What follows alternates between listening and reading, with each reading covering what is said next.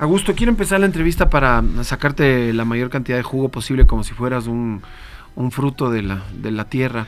Eh, ¿Cómo es ser colorado? Porque eres un rubio medio rojizo y no es tan común en el país, quizás no tanto, ¿no? No es como que son mayoría los colorados. Serías el primer presidente colorado del Ecuador. ¿Cómo fue en tu vida esta característica física? Quiero empezar por ahí, algo medio personalón. Oye, no sé si es verdad lo que dices, que no ha habido presidentes colorados. Digo, me parece que los Julio Arosemena y Galo Plaza eran colorados, me parece. Bueno, ¿cómo ha sido? Bueno, depende también, pues te vas a Manabí, a la tierra de mi padre, ahí Santa Ana, Choneva, hay colorados por doquier y coloradas. ¿Pero te dicen colorado o no? Nada que ver. Sí. En la familia incluso, ¿no? Pero ahorita que te veo, estás un poco más zuco que rojo. Yo creo que en la tele se te ve un poco más rojo. ¿Sabes qué es curioso? Porque a veces me cambia el color del pelo, de los ojos. Si estamos, por ejemplo, jugando un partido de fútbol, los ojos me cambian, se me pone más claro. Es una cosa increíble, claro, me pongo más rojo. Pero tus ojos están medio azules, les veo. Pero tienes la bipolaridad azul-verde. Azul-verde, exactamente. Mi ñaña también. Creo que es el término técnico, ¿no? Bipolaridad. No se sé, me cambia, yo me ¿no? inventé ahorita. Verdes a veces son como azules. Mi ñaña tiene igual. Mira Entonces, tú. a veces depende del sol, de la sombra, no sé. Bueno, y sí, Zuco, este mote Zuco, muy propio de la familia, ¿no? También porque te cuento que tengo familia. Mira cómo es la cosa. Mi padre es de Santa Ana, mi abuelo de Chone, mi madre de Esmeraldas. Corre por mis venas también sangre negra. Y la gente no me cree estas cosas. Mi abuelo paterno era negro. Sí, estás un poco rubio para ser negro, pero yo sí te creo. Pero mi abuelo paterno era bien colorado, Zuco, rojo, ¿no? Y mi familia política tiene, por ejemplo, mi suegro es de Riobamba, mi suegra es de Loja, y bueno, yo soy Guayaca, pero como ves tengo familia por de todo todos un lados. poco.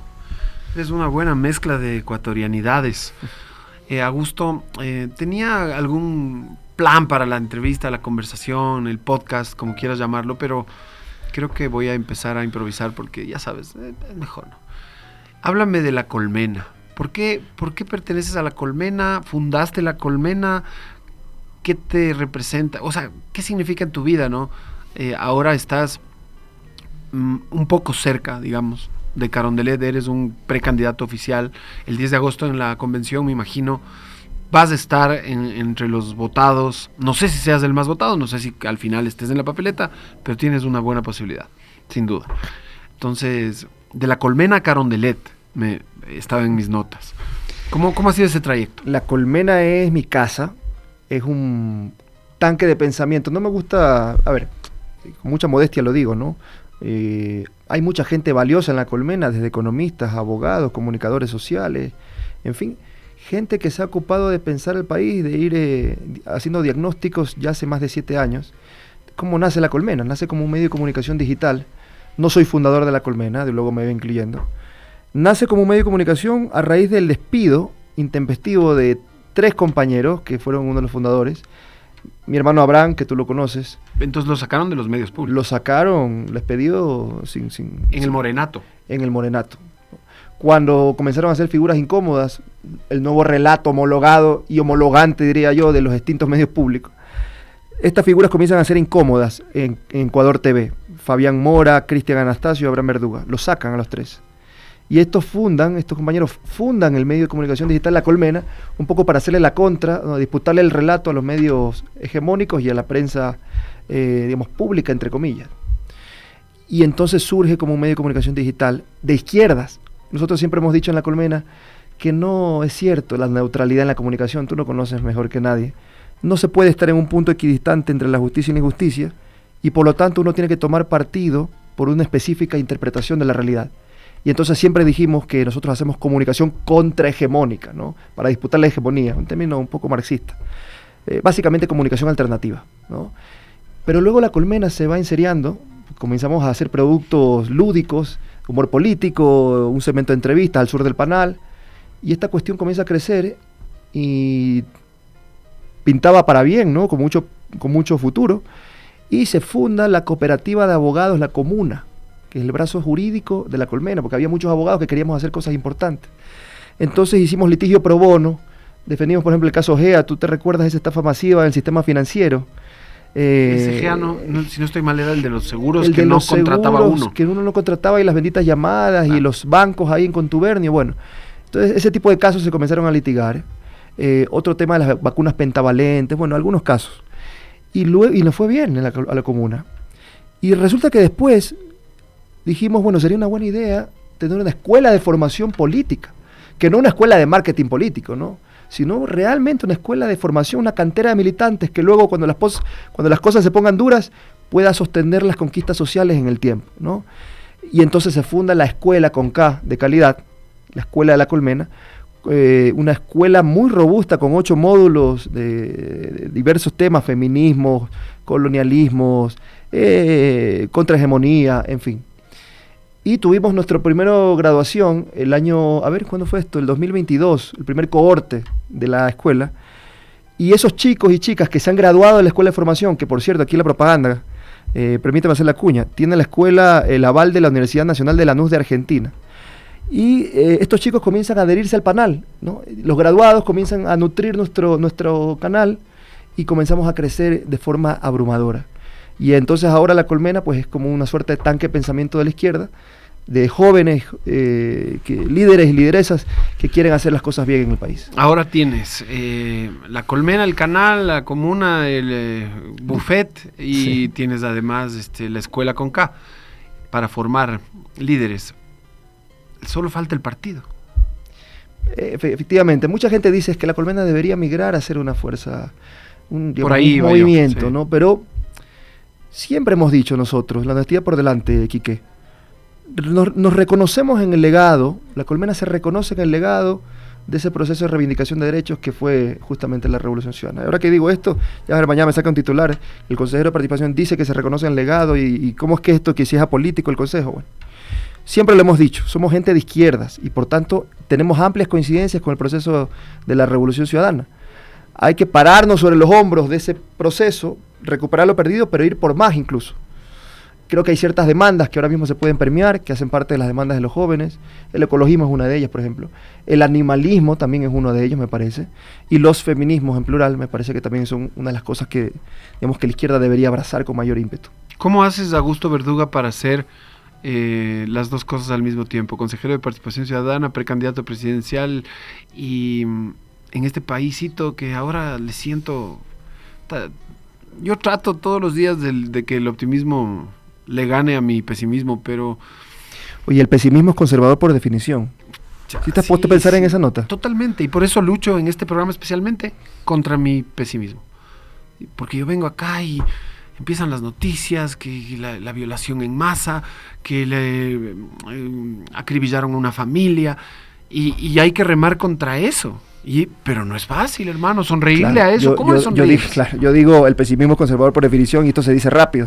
Pero claro, dile a la familia que ha perdido un hijo, que tiene que su familia está cruzando en este momento la selva del Darién para buscar un horizonte de futuro para sus hijos. Decirlo es fácil, ¿no? Ahora, sigo pensando que a pesar de que es una dificultad decirlo, seamos esperanzados, tengamos optimismo, no hay otra salida que no perder la esperanza. Y me parece que la única forma de salir de esta pesadilla que vive el Ecuador es a través de una salida colectiva. Y hablando de colectivos, ¿cuáles son tus expectativas para el 10 de agosto? Así ya, pero contándome la plena, o sea, dime la verdad. Quiero ser presidente, quiero ser vicepresidente. ¿Sabes qué? Lo que tenga que ser. O dime acaso si... ¿Tú buscaste esta precandidatura? No la buscamos, te lo digo de forma genuina. De verdad te lo digo, queremos ser útiles, eso es lo que queremos ser. Entonces cuando yo, por ejemplo, Augusto Verduga es designado para el Consejo, fue una decisión en común, en colectivo, la Colmena me puso en este cargo. Yo siempre le decía, nos vamos a joder la vida, porque nunca hemos hecho política institucional. Digo, política no partidista, sino claro, ya. Política está en las instituciones, quiero decir, en espacios de poder. Y le dije, nos vamos a joder la vida, ¿saben? Y le dije, bueno, si me la jodo junto a ustedes. Entonces, si no vamos a joder la vida, nos la demos juntos. En ese mismo entusiasmo, nosotros decimos que hay que dar la batalla en 2 carriles, Quique. No rehuirle a la competición más inmediata, la disputa del carril corto, que es llegar a las instituciones, la política electoral. Hay que estar en las instituciones. Pero luego hay otra batalla más larga, un poco más lenta, que tiene que ver con un carril de largo recorrido, que es esto de ir construyendo, nosotros decimos sentido común, progresista. Eso no es una cuestión de, hoy día es lunes y mañana, la próxima semana, martes, ya tenemos una agenda para hacer. No, eso tiene que ver con un proceso paulatino, de toma de conciencia, y ahí la escuela de formación. Y nosotros sí queremos estar en las instituciones. Y si es que efectivamente prospera una invitación formal en este sentido, lo hemos dicho, no vamos a rehuir esa responsabilidad porque sentimos que estamos preparados para el desafío. Esto le dije al Andrés Arauz hace unos meses que vino aquí y estaba sentado donde tú estás sentado, y le dije que la gente, hay una gente, no es toda la gente, pero hay una parte de la gente que le tiene miedo al progresismo. ¿Por qué? Porque le tiene miedo al aborto, porque le tiene miedo a... Olvídate de la línea política, porque la línea política la entendemos, la entiendes tú, la entiende Arauz, pero hay mucha gente que cree que el progresismo es matrimonio igualitario para todos, la adopción de niños para parejas, ¿me entiendes? Y aborto, y ellos solo ven ese lado, que está un poco en la tendencia, pero también hay cierto curuchupismo en la propia tendencia que contiene esas como libertades, porque finalmente no sé por qué si uno tiene derecho a casarse no tenemos todos el mismo derecho a amargarnos la vida casándonos. Entonces, lo que te quiero preguntar básicamente es, ¿cómo le quitamos el miedo al progresismo que hay en cierto sector de los ecuatorianos? Qué buena pregunta. Fíjate que yo siempre he dicho que no me caso con las etiquetas. Anticipo ya para cualquier persona que quiera generar algún tipo de suspicacia al respecto, que quien habla es de izquierdas, pero digo que no me caso con las etiquetas, porque hay gente que no lee la coyuntura y la realidad del país en función de esa dicotomía izquierda-derecha, ni tampoco en la dicotomía correísmo-anticorreísmo. Hay un universo más allá de estas categorías. Entonces, si nos ponemos de acuerdo en los contenidos, yo creo que podemos a veces dejar de lado discusiones estériles, porque si tú me dices, por ejemplo, yo soy de derechas, pero soy de derechas porque creo que hay que garantizar la educación pública de calidad o la intervención del Estado en la economía. Ya no estás tan de derechas. Entonces digo, bueno, bajo esa específica concepción de derecha, yo también soy de derecha. Claro. Lo que quiero decir es, no es tanto las etiquetas lo que nos debería importar, sino los contenidos. Y ahora que mencionas el tema del aborto, el matrimonio igualitario, hay un autor que a mí me gusta leer mucho, es un lingüista cognitivo americano, de la escuela de Berkeley, se llama George Lakoff, no sé si te es familiar. Por el momento no, pero saliendo de aquí... Fíjate que alguna vez yo me hice esta pregunta con Lakoff, leyéndolo, tiene un librito maravilloso, se llama No pienses en un elefante. Él decía, ¿qué es lo que hace que usualmente, por ejemplo, las personas que creen en la intervención del Estado en la economía, una política progresiva de impuestos, que los que más tienen más paguen, que esto es comúnmente asociado a la izquierda, ¿no? También defiendan al propio tiempo, por ejemplo, la interrupción voluntaria del embarazo o posturas como las del matrimonio igualitario?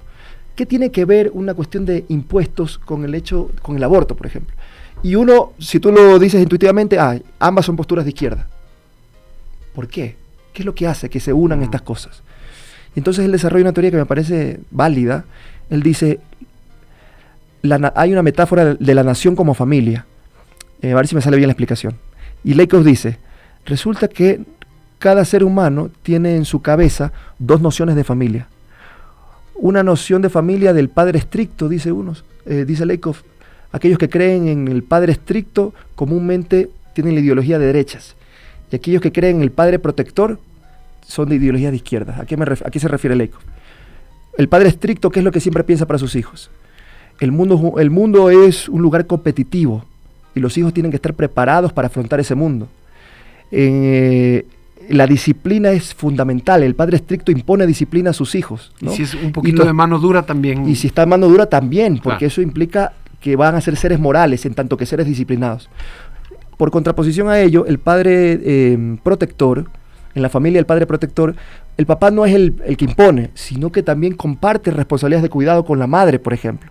Entonces hay una equidad de géneros, ¿no? Y en la labor de cuidado. Izquierda. Entonces, si tú comienzas a ver este tipo de cosas, digamos, remiten, ¿no?, intuitivamente a los valores progresistas, ¿no? El cuidado, el bien común, la protección. Si mi hijo está desvalido, ¿de qué quiero proteger a mis hijos? De la droga, ponerle cinturones de seguridad cuando estamos en los carros. Entonces, ¿eso qué implica? un Estado protector, haciendo la metáfora, el padre es el Estado o los gobernantes, y aquellos que piensan o tienen en la cabeza la concepción de padre estricto son comúnmente de derechas, y aquellos que suscriben una concepción de padre protector o de familia protectora comúnmente suscriben valores progresistas. Ahora, ¿qué es lo que dice Lakoff? Resulta que en la práctica casi todos somos biconceptuales. ¿Qué es esto de biconceptual? Mezclados. Que estamos mezclados. Entonces, dice él, cuando queremos convencer a un amigo que suscriba nuestros valores progresistas, cuando hablemos de política con nuestros amigos, con nuestros familiares, en una conversación cotidiana, si identificamos que ellos son padres protectores con su familia, bueno, hagamos metáfora siempre de la familia. Hablemos del cuidado de la familia y luego digamos, así como te preocupas por tu familia, así también los gobernantes tienen que... ¿Me explico? Entonces me parece que es una buena forma de analizar por qué a veces nos fastidiamos mucho y decimos, no, pero qué tontería, ¿por qué le das el voto a tus verdugos, por ejemplo? ¿No? Tú eres de clase popular, eres un desclasado que no ha entendido de qué van tus verdaderos intereses. Quizás estamos obviando que esa persona de clase popular tiene en su mente una visión de padre estricto. Y claro, entonces hay que hacer metáforas. Es muy probable. Me parece que Lakoff tiene algo importante que decir, ¿no? Sí, sí, está buenísimo esa reflexión, me encantó. Oye, se me acaba de ocurrir un eslogan para tu campaña si es que llegas a ser presidenciable ya de forma oficial. No sigas votando por tus verdugos, vota por Verduga 2025. No por tus verdugos, sino por Verduga. Eso. Sí, y mira que en este tema de los verdugos, que yo escucho con mucha frecuencia desde ciertos sectores del progresismo, fastidiarse con el pueblo, ¿no? Incluso regañar. No, es que eres un florindo. Sí, sí, sí. Esas cosas... Ese approach, esa aproximación al votante es un poquito violenta. Yo no creo que va a lograr nada. Es decir, le estás diciendo tonto, le estás diciendo, ve, florindo, votas por tu opresor, votas por... Claro. Es una manera de hacerlo sentir inferior. Y, o sea, como menospreciarlo, yo no creo que eso te vaya a hacer cambiar de opinión. Claro, si nuestra intención ¿cuál es? Persuadir. Reflexionar. Claro. Y hay gente que sí se da cuenta. Y claro, uno dice, bueno, es que nosotros no vamos a construir mayorías políticas, mayorías sociales con gente que venga de un espacio virgen de lo social. Entonces, no, contigo no hablo porque eres un florindo. Entonces, no, tú ya contigo pierdo el tiempo. Entonces, vamos, ¿con quién hablo? Para construir una identidad política fuerte, transversal. Hay que hacernos cargo de nuestro pueblo tal y como es. No con el pueblo tal y como nos gustaría que fuese. Y eso implica, entonces, primero, escuchar. ¿Por qué es que la gente le está dando el voto a sus verdugos, ¿no? Y te diría algo más que... ¿Y por qué crees? ¿Y por qué crees? Quizás el del progresismo no se ha escuchado lo suficiente, ¿no? Habría que primero escuchar para entender qué es lo que hace que una persona, por ejemplo, que vive en Monte Sinaí, le dé el voto a un banquero, ¿no? ¿Cómo fue posible, Quique? Es difícil de entender. Que becarios de la Esperanza, por ejemplo, que fueron directamente beneficiarios de la política pública, luego retornan al país y dicen, por Lazo. No, vamos, o sea, y Lazo ganó con 4,5 millones en el balotaje, y no son 4,5 millones de votos oligárquicos, ¿no? Son gente pobre. Aquí son 200 familias. Entonces, hay pobres que le seduce un poco el discurso de la derecha. Aunque fíjate que yo creo que el discurso de la derecha no es una cuestión que ilusione, ¿no? Es como un proyecto cansado, que más bien es como un voto de resignación, si cabe. O sea, la gente es como que, bueno, más vale que lo conozco que malo por conocer. Yo creo que se trata también como de volverle a dar vuelta a la tortilla, porque yo creo que sí, el Ecuador sí es de izquierda. O sea, yo creo que el Ecuador tiene esa conciencia social, el Ecuador sí va a votar por el progresismo, pero ¿sabes qué? Creo que no superamos la herida dejada por ya sabes quién. Como Lord Voldemort, tú ya sabes quién. Sí, yo creo que la irrupción de Moreno Garcés en 2017 en la política ecuatoriana, y esa ruptura... aparte de los 25 que gobernó con él y que arruinó el país. Cuando me pregunten quién arruinó el país, María Paula Romo, Roldán y todos ellos, y por supuesto con la complicidad de Lenín Moreno.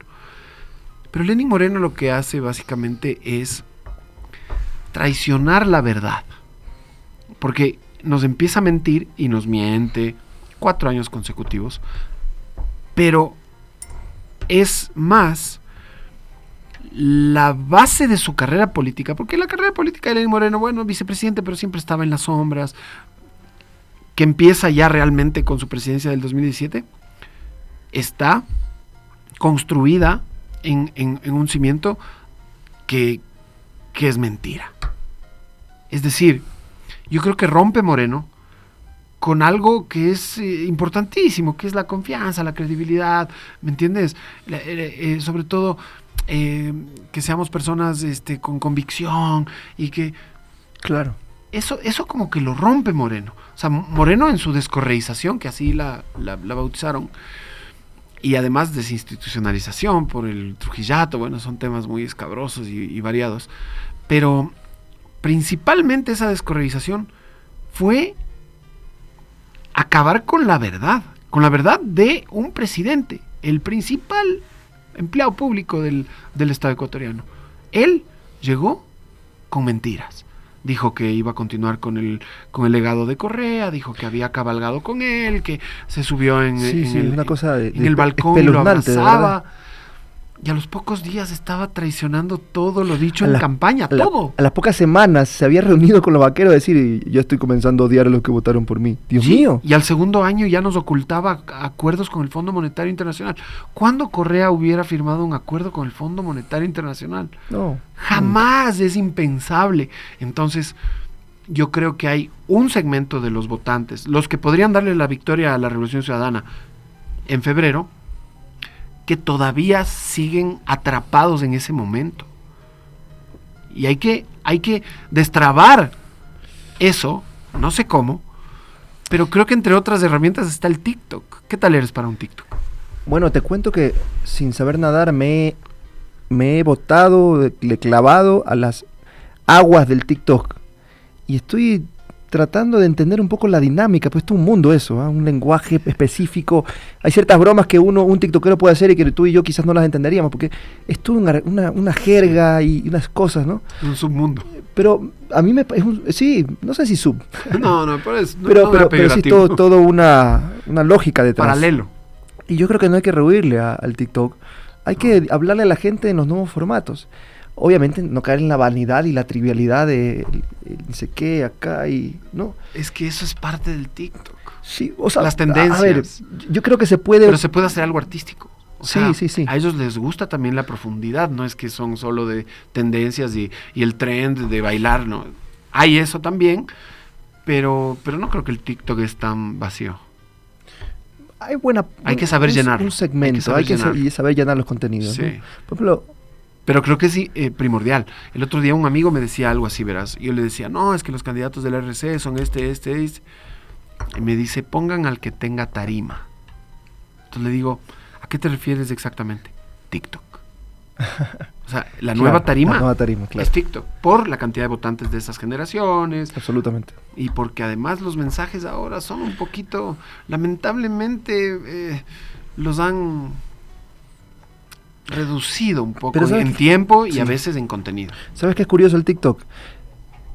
Que si tú no logras pegarlo en los 2 primeros segundos, no lo logras. Tiene que ser un impacto. Tiene que ser como una cuestión knockout, como que ¿qué es esto? ¿No? Y me interesa. Y el cierre también es importante. Sí. Y bueno, ahí entre medias puedes poner un poco más, algo más de profundidad. Puedes meter tus mensajes. Subliminal. Pero sí, es todo un arte esa vaina, es todo un arte y estamos nosotros incursionando en ese ámbito. Oye, y te da ansiedad llegar a un cargo de tanta responsabilidad como puede ser una presidencia o una vicepresidencia. Sí. ¿Sí te da ansiedad? Sí. Mira y ahora que dices ansiedad, tú sabes que la ansiedad es una compañera de vida con la que yo a la que yo tengo desde hace algún tiempo atrás. ¿Eres ansioso clínico? Sí. Yo también. Fíjate tú, que incluso alguna vez tomaba clonazepam. Ah, mira vos. Ya no la tomo. Yo consumí Paxil un tiempo porque ya no sabía qué me pasaba. Me dio en un momento muy duro de mi vida profesional, hace mucho tiempo atrás, quiero decir. Cuando trabajaba yo en el Consejo de la Judicatura. Mi primer ataque de pánico. Y casi me muero, hermano. Estaba manejando y me dio como decía, nunca me había dado, ¿no? Y me dijo, me está dando un infarto cardíaco. ¿Pero qué te pasaba en esos momentos? No teníamos hora de salida, ¿sabes? Era creo que una carga brutal de estrés laboral. Sobre trabajo, una cosa impresionante. Y me comenzaron a dar ataques de pánico. Luego obviamente me fui a ver con un doctor, Por eso es que para mí es un leitmotiv el tema de la salud mental, que debería también hablarse más. Fíjate que la gente, ¿sabes lo que pasa? Tengo algunos amigos hablando de las redes sociales y conectando estos dos temas. Si tú ves las cuentas de Instagram de amigos míos, tú dices, oye, pero qué vida más fantástica que tienen, ¿no? Y viajes acá y no sé cuánto. Y siempre están sonriendo, es una vida feliz. Y yo sé que no es real. Yo los conozco, sé que se están divorciando de sus esposas, están pasándola muy mal. Y entonces es como que hay una intención deliberada de vender tu mejor versión en las redes y vender... Instagram sobre todo es para eso. Sobre todo es Instagram así, es terrible. Sí. Y entonces están atrapados muchos jóvenes en esa lógica demencial de vender tu mejor imagen. No importa que estés deprimido consumiendo clonazepam, hermano. Y tienes que venderte, ¿no? Sí. Entonces la salud mental también, poner en el centro de las preocupaciones públicas algo tan importante como la salud mental y decirle a la gente, oiga, usted no está mal, usted no es un perdedor o un loser por sentirse triste o por sentirse mal. Y que la vida se nos ha puesto muy gris en este país. Y está bien sentirse triste, incluso está bien llorar, y está bien. Y no lo tienes que vivir como una vergüenza privada. Tiene que ser un asunto político finalmente. Estar en el centro del debate público, la salud mental. Una pausa rápida para pagar una pauta, creo que es. ¿Para qué es la...? Hay micro informativo. Hay un micro de unos 2 minutos y regresamos con Augusto Verduga, consejero de Participación Ciudadana, precandidato presidencial.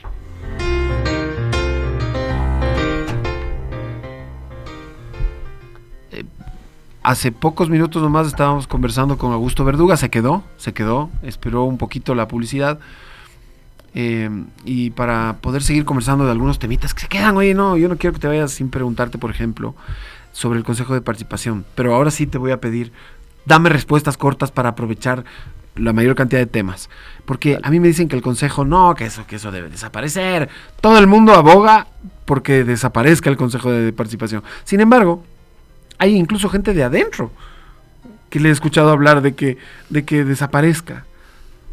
Así, ¿no? Pero al mismo tiempo hay gente de adentro que me dice que funciona muy bien. ¿Qué más es la mala publicidad? Que institucionalmente es una maquinita suiza. No estaría de acuerdo con ninguna de las dos posturas. Hay técnicos de toda la vida aquí que vienen de la C4, de la Comisión Cívica contra la Corrupción, técnicos que conocen muy bien su trabajo, todo el tema del trabajo territorial. Esa gente está abandonada. Claro, también tiene que ver con el cambio repentino de administraciones. Viene un nuevo presidente, una nueva presidenta, borrón y cuenta nueva, pones un nuevo secretario de participación, un nuevo secretario de transparencia, y es borrón y cuenta nueva. No hay forma de continuar los procesos en el tiempo. Es lo que le pasa, por ejemplo, a las ciudades cuando cambias de alcalde, que viene cambia todos los planes, o el presidente que dice constituyente y cambia todo lo que esté. Sí, hay esa costumbre en este país, qué feo. Es horrible. De borrón y cuenta nueva. Bueno, pero que dices constituyente, sobre ese específico punto yo creo que sí es necesario una asamblea constituyente. Mira, Thomas Jefferson decía, padre fundador de América, que las constituciones tienen que reformarse cada 20 años para que estén a la altura de los nuevos tiempos y las nuevas visiones del mundo. Bueno, más allá de Thomas Jefferson, me parece que la constituyente es una necesidad actualmente. Justamente por lo que tú comentabas de lo trágico que ha sido esta específica institución, el Consejo de Participación, y hablemos de una administración particular, me refiero al Consejo Transitorio, donde se repartieron a mansalva autoridades de control. Creo que eso también tiene que ver con este descalabro institucional que vive el país, ¿no? Que también nos afecta en la vida cotidiana, ¿no? Pero hay los votantes, aquellos a los que tenemos que hablarles con más respeto, que piensan lo contrario, ¿no? Ellos piensan que el Consejo de Transición fue el que más o menos salvó el país del desastre y que lo que está ahora es lo desastroso, lo desinstitucionalizado, etcétera. Hay que saber a quién se le habla, por supuesto. Hay gente en la que tú, por más que hables de la mejor forma, ejercitando la pedagogía, hay gente con la que ya es imposible poder persuadir de una idea contraria. Se tiene una idea prefijada de que todo lo que hizo el transitorio estuvo bien. También hay que saber con quién estamos hablando. Pero no, yo sí creo que es necesaria una asamblea constituyente para refundar este Estado. Por ejemplo, para quizás un poco corregir estas omisiones de la Corte Constitucional del Ecuador. Fíjate, uno de los grandes problemas del Estado ecuatoriano y del Consejo en particular es que los concursos no avanzan. La designación de autoridades de control de más alta magistratura. Sí. Consejo de la Judicatura, fiscal, superintendentes. ¿Por qué están ahí? Están como estancadas. ¿Por qué? Te decía, pues la Corte Constitucional podría dictar una jurisprudencia diciendo, oye, hasta aquí nomás, pues con el abuso de las garantías jurisdiccionales. ¿Sí sabes que ese ha sido el gran cáncer de la designación de autoridades? ¿Garantías qué? Jurisdiccionales, acciones de protección, demandas. un concurso a punto de terminar y a alguna juez constitucional se le ocurre decir, no, señores, declaro con lugar una demanda que presentó Perico Los Palotes en San Borondón o en Macas, borrón y cuenta nueva, cámbiame el reglamento, retrotraiga la fase inicial. Imagínate, concursos como el Defensor Público, 7 acciones de protección. Y también tienes la cuestión increíble de que un juez de Quevedo te manda a hacer algo y otro juez de Yaguachi te manda a hacer otra cosa. Entonces, al contrario. ¿A cuál cumples? Claro. Es una cosa increíble. ¿Quién podría solucionar eso? La Corte Constitucional. ¿Por qué no lo han hecho? Ese es el estado también de la justicia en el Ecuador. Entonces eso te iba a preguntar, porque en el 2013, yo no recuerdo que era así. Cuando se hizo lo que se hizo, la reforma encabezada por Gustavo Yalc. ¿Qué opinión tienes de Gustavo Yalc? Me parece que es un extraordinario jurista. Fíjate que uno de los primeros trabajos que yo tuve en el servicio público fue de asesor jurídico en el Consejo de la Judicatura del Guayas. Y ahí me pude dar cuenta realmente el modelo de gestión que se implementó en aquella época, ¿no? Yo recuerdo con mis primeros pininos de abogado, que era un cuchitril, pues ir al Palacio de Justicia de Guayaquil, ¿no? Una cosa realmente que yo no sabía por qué había manchas negras en el piso del Palacio de Justicia. Años después me enteré que eran los chicles que la gente pisaba. Era realmente desolador, parecía un centro penitenciario de pésimo nivel. Entonces después vinieron la nueva infraestructura, el nuevo modelo, la escuela de la función judicial. Me parece que se hizo un trabajo interesante. Claro, en 2013 Yalc saca pecho del sistema judicial que él dejó, pero algunos te dicen, oye, pero si los jueces malos que tenemos ahora son correístas, o sea, son jueces de la época correísta. Y esa es una muletilla, oye, que nos tiene un poquito inmovilizados, ¿no? Porque ahorita me viene a la mente un par de ejemplos, pero uno en particular de los becarios. Esta semana viene un becario, un becario que no tiene trabajo. ¿Y sabes por qué no tiene? Y tiene un posgrado en Londres, en alguna cosa rarísima que ni siquiera me acuerdo. Pero no le dan trabajo y le botaron del trabajo que tenía aquí en la Spoch por correísta. ¿Pero por qué era correísta? No era correísta porque, no sé, había salido en un video con Correa bailando alguna canción. No. Él era correísta porque apoyaba el programa de becas. Ese era su correísmo. Ojo. Claro. Él no defendía a Rafael Correa, a la Revolución Ciudadana, a los 10 años de gobierno. No.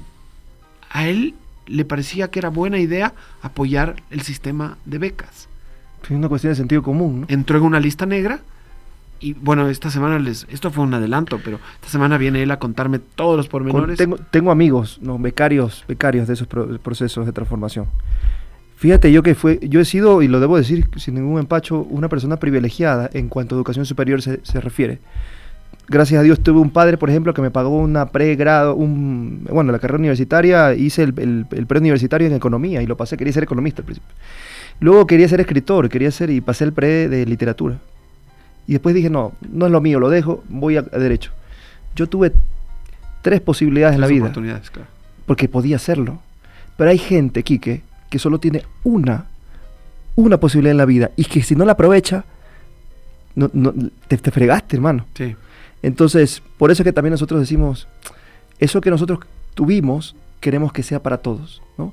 Creemos en la igualdad de oportunidades y bueno, es un salto cualitativo en términos de educación superior. Imagínate, gente pobre estudiando la Ivy League. Yo tengo amigos que estudiaron la British Columbia en Canadá, en la London School of Economics, y es realmente un salto cualitativo.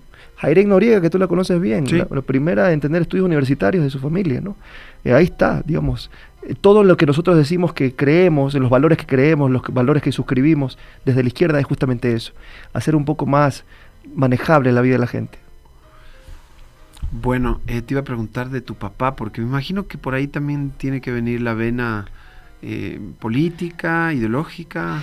Mi padre es un tipo de izquierda desde siempre, ¿no? Crecí, sabes que cuando yo crecí en mi infancia, incluso en la adolescencia, cuando estaba yendo a la universidad, no teníamos internet en la casa. Y creo que ahora lo agradezco. Mi papá tenía una biblioteca enorme en la casa. Es abogado de profesión. Aprendiste a leer. Y aprendí a leer. Y te educaste. Y de todo, ¿no? Y ahora por eso eres pensante. Pero, ¿cómo nos haces esto? No seas así. Oye, ¿y cómo fue tu infancia? ¿Qué jugabas? Aparte de leer, ¿jugabas fútbol? Sí, una infancia feliz. No, yo era pelotero, pues, pero de alto nivel, quiero decirte. O sea, en el barrio. En el barrio estuvimos en Guayaquil con mi hermano Abraham, sí. en el semillero Rocafuerte, donde salen los primeros pelados y luego se van a Barcelona, al Emelec. Ahí salió Felipe Caicedo, creo. Yo jugaba con Felipe, ¿sabes qué es mi promo? Felipao. Me acuerdo tanto, tengo el recuerdo de jugábamos en el mismo equipo y al pata le decían Poroso, porque se parecía a Augusto Poroso. Entonces decía, ya Poroso. Y después Felipao, ¿no? Claro, jugó en Italia, en España, en Inglaterra, ganó copas en Europa. Creo que es el segundo jugador que más copas ha ganado en Europa después de Antonio. Con gran suceso, ¿no? Claro. Representándonos afuera. Tremenda carrera. Sí, me gusta mucho el fútbol. En mi infancia, me preguntabas por mi infancia, una infancia muy feliz. ¿De qué jugabas? De puntero izquierdo, soy zurdo. Yeah. Yo soy bien zurdo yo. Entonces, juego por la izquierda. Sí. Entonces, puntero izquierdo o marcador izquierdo, ¿no? Para picar y meter el centro. ¿Y las etiquetas ideológicas? ¿Alguien te protestó hace un rato? Un amigo de confianza, que tú dijiste que no te casas con las etiquetas. Pero él dice que no, pues que las etiquetas sí son necesarias, que hay que decir clarito. Tú fuiste claro, dijiste soy de izquierdas, juego por la izquierda. Claro, me anticipé para cualquier mala interpretación. Claro. Digo que soy de izquierdas, ¿no? Exacto. Pero de ahí, ¿por dónde va Augusto Verduga, por ejemplo, en temas como la intervención del Estado, la educación pública? No sé, dame más luces de qué va a pasar si eres presidente. O sea, ¿por dónde por dónde van a ir las balas, Augusto? Danos luces. Recuperar la educación, ¿sabes? Hablábamos de los becarios y la esperanza, ¿no? Este salto cualitativo en su proyecto de vida, pero no solo de los estudiantes universitarios, sino también nuestra juventud, los chicos, los niños, las niñas. Las escuelas del milenio me parecieran que era un salto cualitativo en el forjar proyectos de vida autónomos, ¿no? Luego cambiaron las escuelas, desmantelaron el sistema de educación pública y nos volvieron las escuelas unidocentes, con un profesor para todas las materias, un mandrake que te da matemáticas, te da inglés, te da una cosa increíble. Entonces me parece que se decía... El sabio del pueblo. Imagínate, es un mandrake imposible, sí. Realmente, es humanamente imposible. Entonces es educación para pobres, sí, para mantenernos otra vez en su desarrollo. Entonces una de las primeras cosas, una de las grandes urgencias que creo que tiene este país, ¿y por qué es recuperar sociales que defienden todavía la unidocencia esa? Yo francamente no le encuentro una explicación medianamente razonable. En el indigenado veo que hay todavía pero voces. En cierto sector, ¿no? Sí, no sí. Todos, ¿no? Sí, sí. Innegable ahora, por ejemplo... ¿A qué se debe? Pero quiero entender por qué ellos creen que eso es mejor. No sé si tiene que ver con alguna suerte de... Esta rencilla o estos cuestionamientos que alguna vez hizo el expresidente Correa. ¿Te acuerdas de lo de la sede de la Cornalle y tal? Ahí puede ser.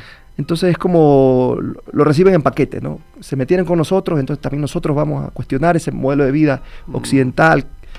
Me parece que va por ahí el asunto, ¿no? Puede ser. Pero ¿quién puede negar ahora, digamos, de forma razonable, que el inglés como idioma global es necesario para la educación de nuestros niños? O las nuevas tecnologías de la información. Yo creo que, por ejemplo, la música. El internet, por ejemplo, la sociedad red en la que vivimos, en la era de Google, imposible que nuestros niños no tengan acceso a las computadoras. Hay que saber programar desde guaguas. Entonces, son analfabetas en el siglo XXI. Aquel que no sepa inglés y aquel que no sepa de tecnología de la información no está en nada. Tienes que estar al día, si no. Bueno, la educación y luego la salud pública, ¿no? Me preguntas por las prioridades.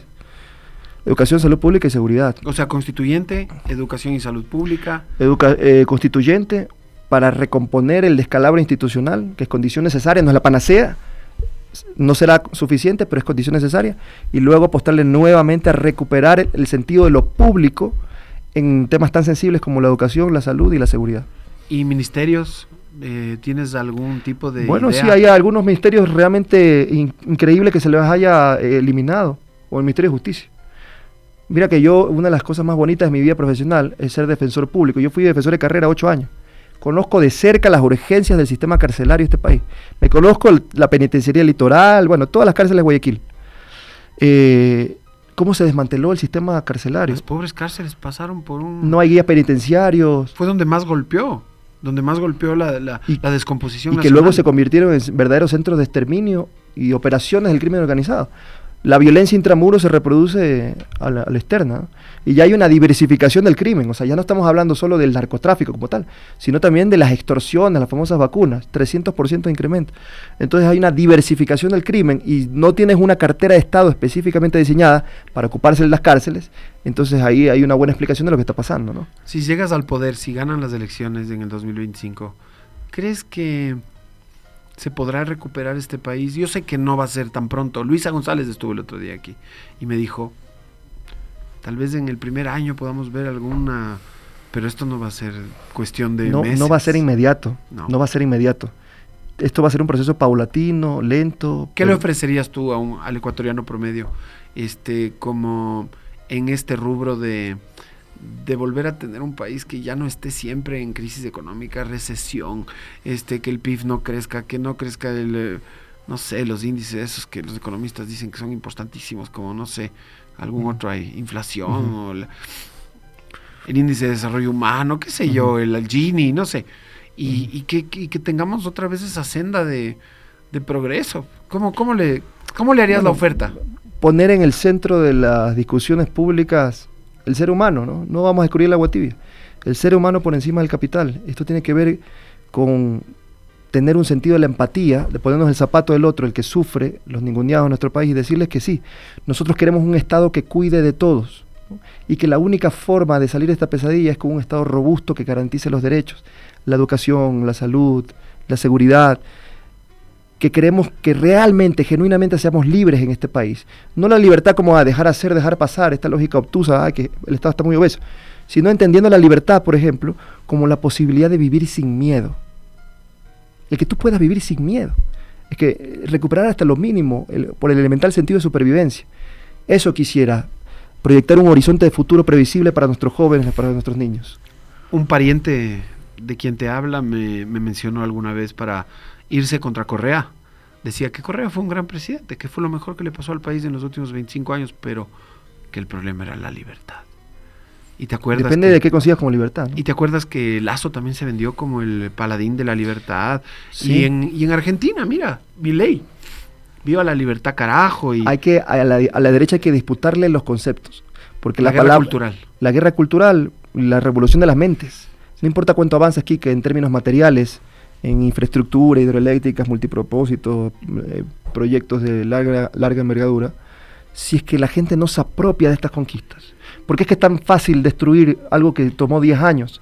Y entonces eso tiene que ver con una toma de conciencia, el carril largo del que yo te hablaba, de que la gente se apropie. Incluso te diría algo más, que después la gente ya no te agradezca. Hay muchos que me dicen, no, ¿cómo vas a decir que no nos agradezca? No, sí, que la gente sepa que esto es un derecho humano básico, fundamental, y que por tanto cada gobierno, indistintamente de la tienda que se trate, tiene que garantizarlo. Ahora, pero se desgasta también. ¿A qué me refiero? Ha pasado ya el tiempo, de las políticas de la Revolución Ciudadana nos queda un recuerdo ya lejano. Ya van a ser 10 años, en 2027. Estamos a 2 años de que sean 10, son casi 8. Y ya muchos no se acuerdan. Entonces hay una amnesia progresiva que se va apoderando del electorado. Y es evidente que en materias como seguridad y servicios públicos y política internacional, es que puedo darte un montón de ejemplos, carreteras, progreso, salir de la pobreza, etcétera, es evidente que ese modelo nos estaba llevando a un camino, a un norte, a un rumbo cierto. Pero es evidente tal vez para mí y tal vez para ti. Pero y esa otra parte del gran electorado que hoy tiene 20 a 30 años y que hace 8 o 10 eran niños y, sí, no están en condiciones quizás todavía de comparar porque no lo vivieron. Totalmente. Ya, ese ejercicio mental hay que hacer a puertas adentro. Hacerse cargo, esto va en consonancia con lo que decíamos antes, hacerse cargo de nuestro pueblo, del aquí y el ahora. Mirar al retrovisor, sí, para recuperar lo bueno que fue esa política de inclusión, pero luego también saberle hablar al pueblo del aquí y el ahora. Hay gente que no vivió ese proceso de reivindicación histórica, como tú decías, y entonces hay que hablarle también en otros formatos, pero también haciéndonos cargo de las nuevas demandas que también los jóvenes tienen, ¿no? Y esto no es nada naif, como que hay una moda y vamos a... No, es que realmente nos lo creemos. Hay que recuperar lo perdido, pero también hay que abrir el abanico, ensanchar e ir permeando nuevas demandas. Yo no quiero despedirte, pero tienes una reunión con una asambleísta. Entonces, lamentablemente, yo iba a seguir hablando hasta que tú me digas, Quique, ya me tengo que ir. La verdad, ese era mi plan. Perdió la noción del tiempo. Ese era mi plan. Te agradezco mucho. No, yo te agradezco a ti. Vuelve pronto ya. Y bueno, que pase lo que tenga que pasar el 10 de agosto. Si te toca, te tocará. Pues, tocará hacerse cargo. Ahí como quiera le harás frente a esa responsabilidad. La verdad es que sí, porque verás, he conversado con varios amigos y me saben decir, tiene que ser alguien con cierta experiencia, ¿no es cierto? Puede ser Luisa González, la imagen ya está ahí. La imagen de Luisa, ahorita no es que le tienes que meter muchísimo, digamos, presupuesto en posicionar. Ya está un poquito posicionada por lo que pasó en el 2023, entonces está más fresco eso. Pero tiene que venir con alguien muy joven y que a gusto. Así la mayoría de personas con las que he hablado. Entonces, capaz si te toca, hermano. Pucha, puro combustible para crecer, Vaya el compromiso. Vaya ahí. Con los costes que eso implica a nivel familiar, pero estamos dispuestos a dar el salto. ¿Cierto? ¿Qué dice tu familia? Bueno, me apoyan, si no, no estuviera aquí. Éxitos y fuerza y cuando seas presidente vendrás a mi programa. Claro que sí, gracias. Ya.